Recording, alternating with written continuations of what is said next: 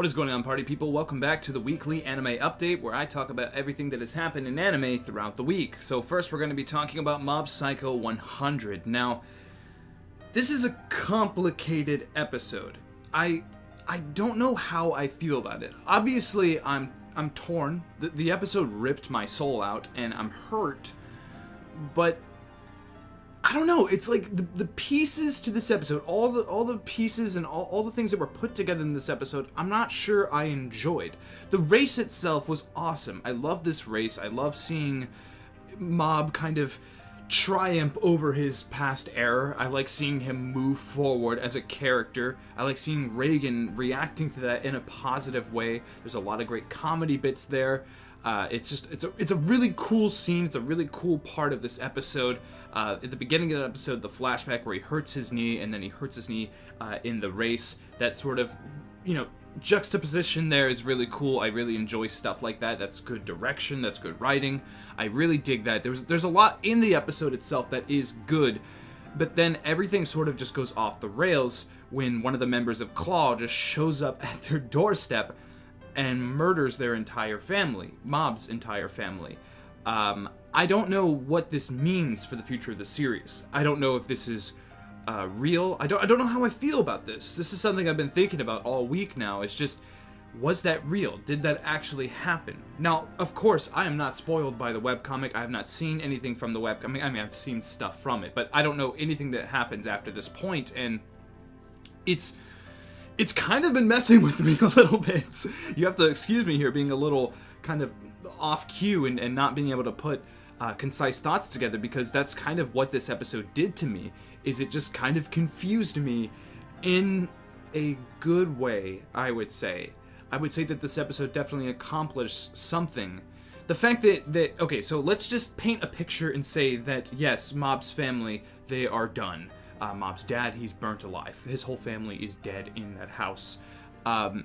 If that is true, then wow, like that's intense. That's intense for a show that has followed a pretty formulaic pattern throughout its entire run, just to kind of flip it on its head. I mean, that's insane. Series just don't do this. That's not something that we see in shonen series. That's not something we see in 12 episode, quirky comedies like Mob Psycho. So obviously that's a big deal, and I have to give credit to one there. That is insane. I mean, we do not see stuff like this often, and to see it here at full display, grotesque and graphic and emotional, that's a big deal, and I definitely like that.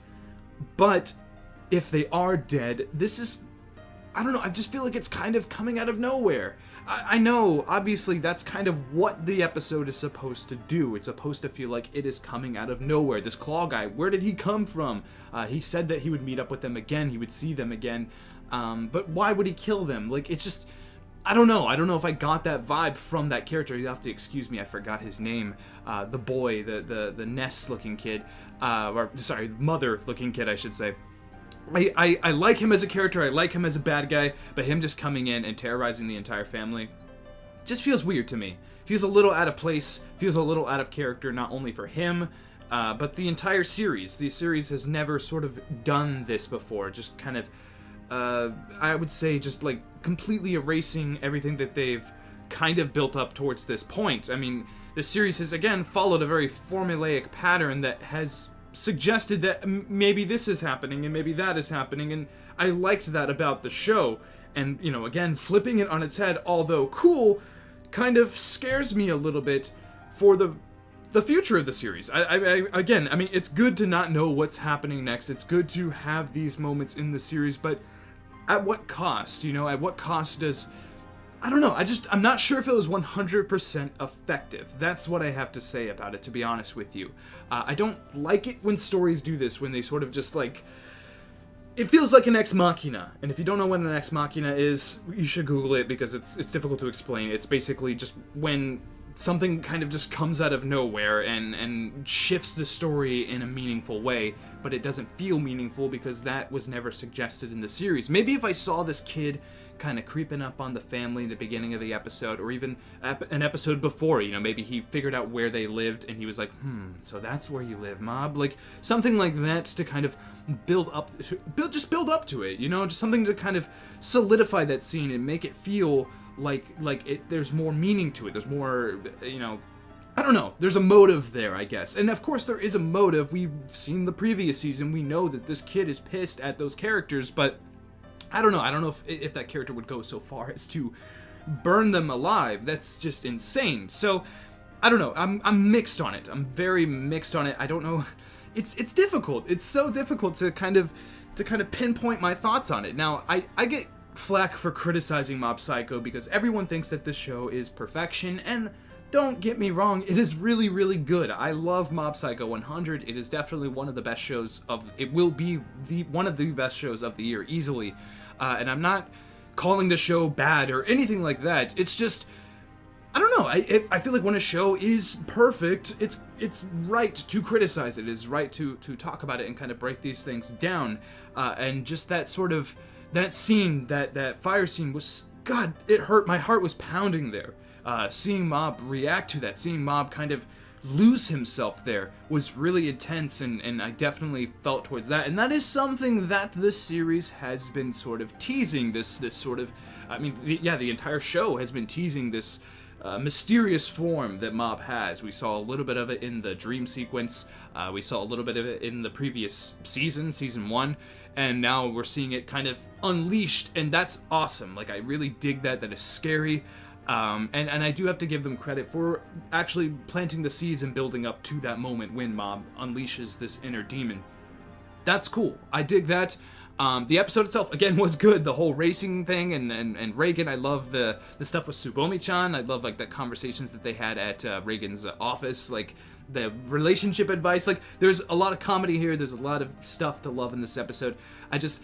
I need closure, I guess, and I think next week's episode will definitely bring that forward. And I guess I'm not going to criticize it too hard. I'm not going to kind of tear it apart or anything like that, because I did enjoy the episode, and that is a pivotal moment in the series, especially if they actually are dead. If they actually are dead, then I'll have more to talk about next week about it. But all in all, a good episode that has me wary, I should say. Has me a little wary, but I did enjoy this week's episode of Mob Psycho 100. Next up, we're talking about probably one of my favorite episodes this week, and that is Dororo episode 8. This episode was just powerful. Just absolutely powerful. The action sequence that took place in this episode was some of the best action I've seen this year in anime. Just so cool. This giant centipede monster thing that casts this dark cloud that, like, evaporates people that speak or that are noticed by the cloud. That was just awesome. I just love the setting here. I love how this series kind of builds the mood of everything. Seeing this monkey boy, Saru was his name, seeing him and his sister and him reacting to that, and just him as a character, just as a whole there, where he took place in the episode and how he interacted with Dororo and, of course, Yakimaru. Like, I love that part of this episode. I love the sister as a character as well, her being this sort of sacrificial bride. That is really... This is some deep stuff here, we're playing with things that could go off into melodramatic, that could go off into just overcomplicated and sort of, like, too dark in a way, but the series kind of does it with finesse. That's really the word I want to use that describes this entire series, is finesse and just class. The series just kind of breezes through its heavy-handed storytelling and does it in a way that is very successful and very easily accessible to the viewer just to understand and digest. I loved this episode of Dororo. Again, the action sequence with the geyser and this giant dragon, them flying in the air, Dororo jumping on board the dragon and kind of alerting Hyakimaru about where, the location of the dragon, him striking it, when the dragon swoops up and Dororo sort of rolls over, like, that kind of stuff blows my mind. It is so well done, and you could tell that it's done on a budget. You could tell that MAPPA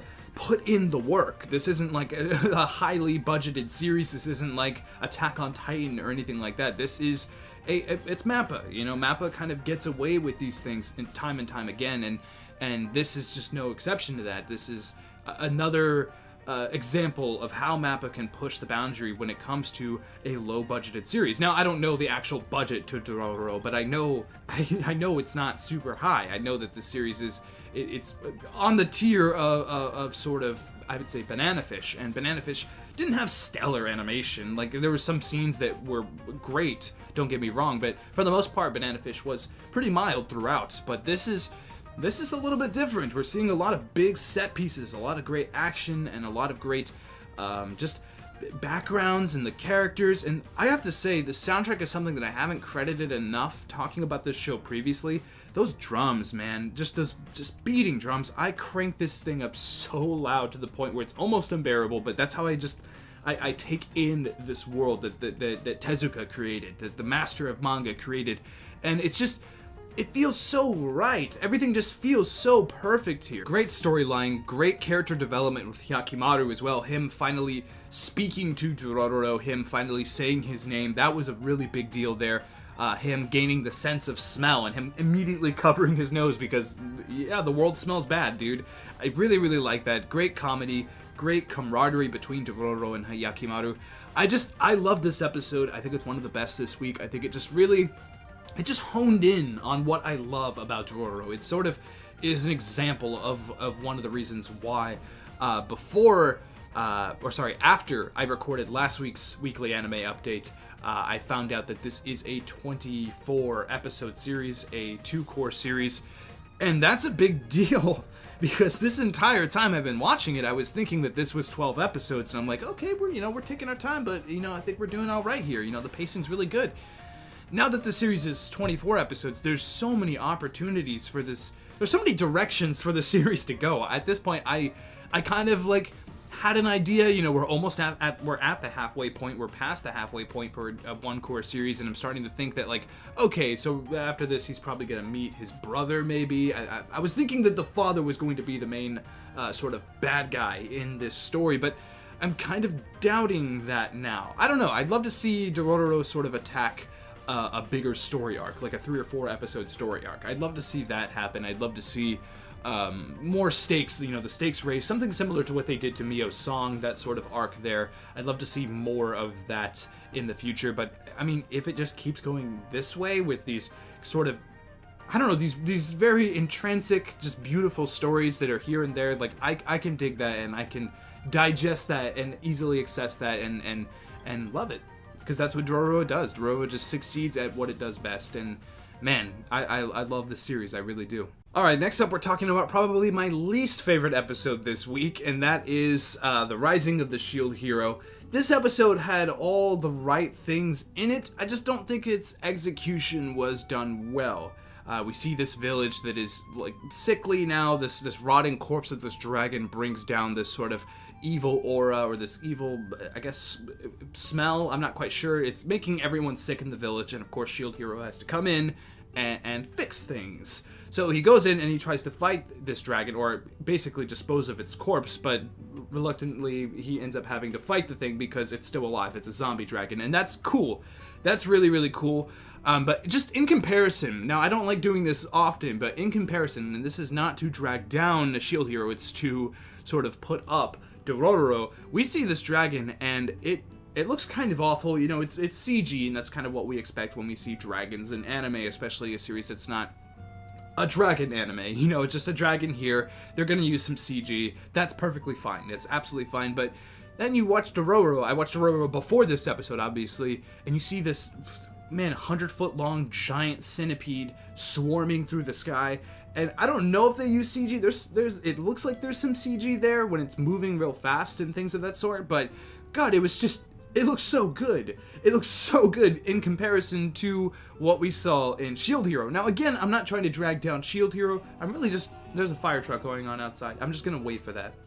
Regardless, the dragon did not look good. That's all I have to say. But the actual fight with this dragon, we see the Shield Hero finally use this sort of dark power that has been alluded to in previous episodes, and I thought it was cool. I feel like it could have been executed better, as I mentioned in the beginning. I feel like that they could have, visually have just done something a little different there.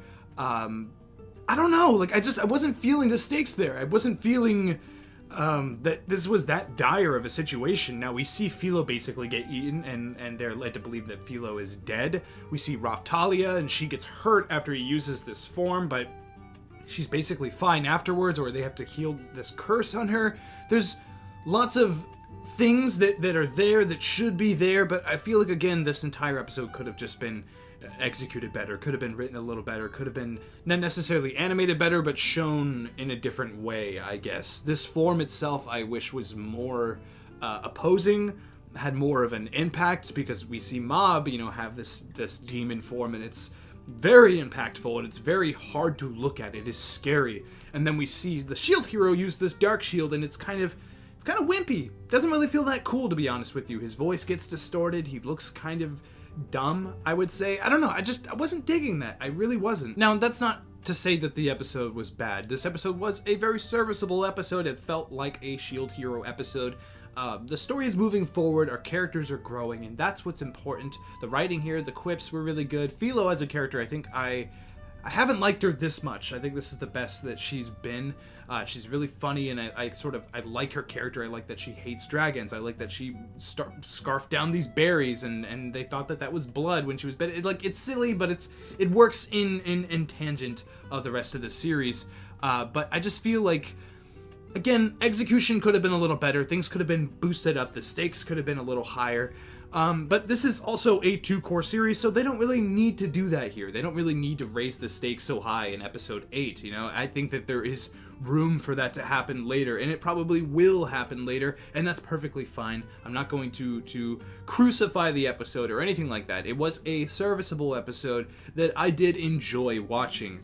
I like that, again, there's more, growing of the character. I like how the main character is sort of learning to understand this dark power, learning to not to use it, basically. Like, I'm not ever doing that again. I know he's going to do it again, and I know that is going to affect him in a certain way, and he sort of loses his memory. He doesn't really know what's going on, and it is very similar to when he was in the Colosseum fighting the spear hero. Like, I like that is similar here. All in all, a good time. All in all, a serviceable episode. I did enjoy it. Next up, we're talking about Promise Neverland. Now, I loved this episode of Promise Neverland. I was kind of waiting to not like it, and I loved it. A lot of people have been talking about how this series kind of doesn't fully adapt the manga in the best way possible, and I've been kind of wanting to agree with that. I have not read the manga, obviously. I've only read the first chapter, and I kind of want to understand where they're coming from and feel for them, I get it, it definitely feels like this is being rushed. It doesn't. It really doesn't. Now, I know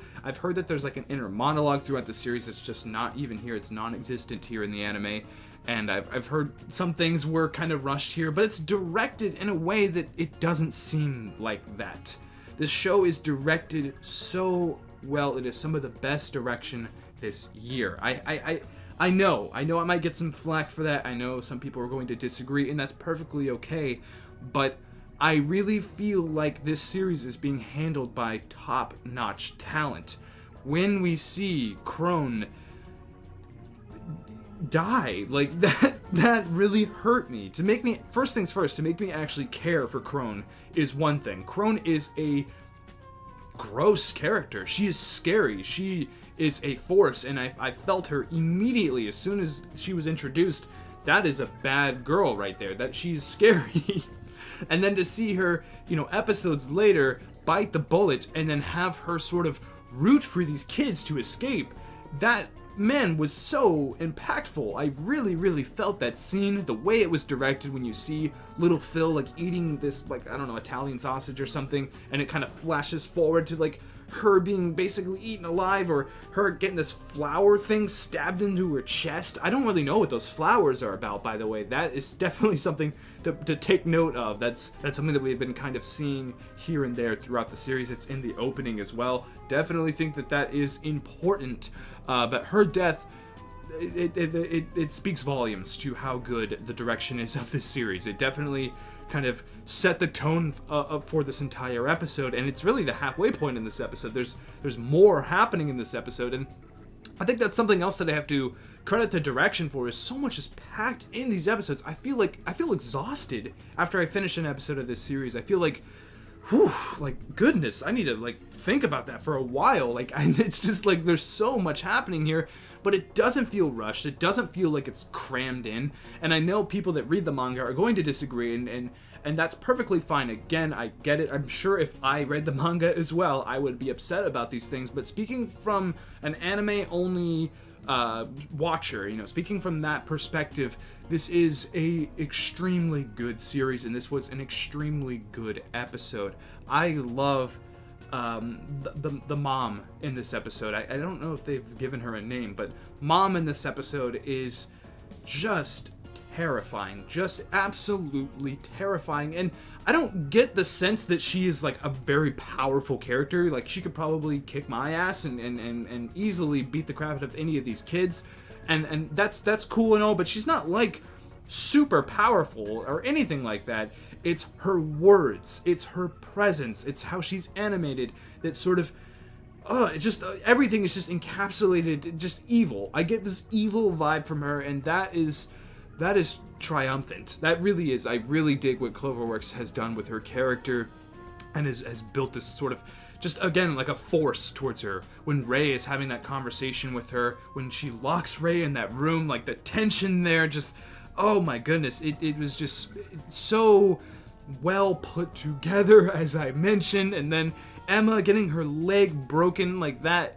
Man, she's just screaming, and the voice acting is so good in this episode, and Norman's just like, his mind is blown right now. He doesn't know what to do. It's so cool seeing these characters that have been kind of figuring this out and understanding, we are going to get through this together, and we're going to do this thing. We're going to escape from the farm.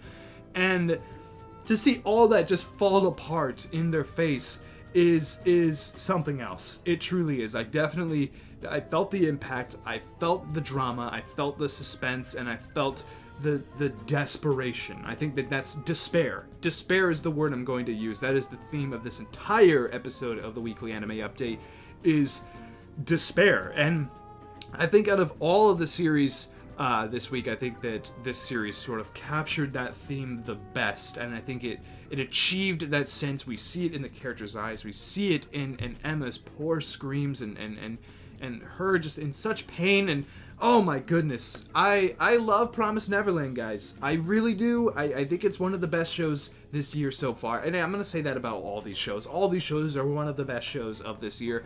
They're great. They truly are. Promised Neverland. Every episode, what's going on here? Like, every episode to me has just been fantastic, has been delivering on so many levels in terms of direction, animation, soundtrack, characters. Like, man, I'm very impressed. And again, I know that that's the source material just shining through, but I really have to tip my hat off to Cloverworks, a studio that I'm not 100% familiar of. I don't think this is like the biggest series they've ever tackled, and to pull that off is impressive. They definitely want to put in that hard work and want to show viewers that they're taking this seriously, and I get that vibe. I got that vibe immediately, and yeah, that's why I love Promised Neverland. This episode was fantastic. All in all, this was a great week in anime. All of these episodes were fantastic. This is the first time I've tackled 4 episodes in one weekly update, and it feels a little packed. It feels a little crammed. I almost wanted to kick off Shield Hero because that was like the least interesting episode to me. But I'll try to do 4. We'll keep going with 4. If an episode is like not good or something that I really don't enjoy, I'll probably skip it and talk more about Promised Neverland, get into more details there, or any of these series. I'm sure Mob Psycho. I'm guessing in Mob Psycho we're entering probably the final arc of this season, so That's going to be probably permanently in weekly update until its end run, I'm guessing.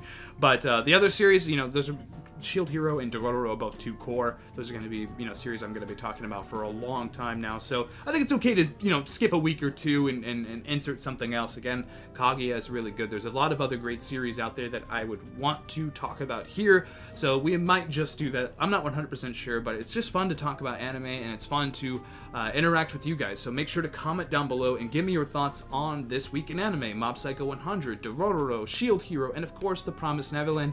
Give me your thoughts on all that stuff, and of course the other series that are airing as well. What have I missed here? What am I not talking about? Was there a speak?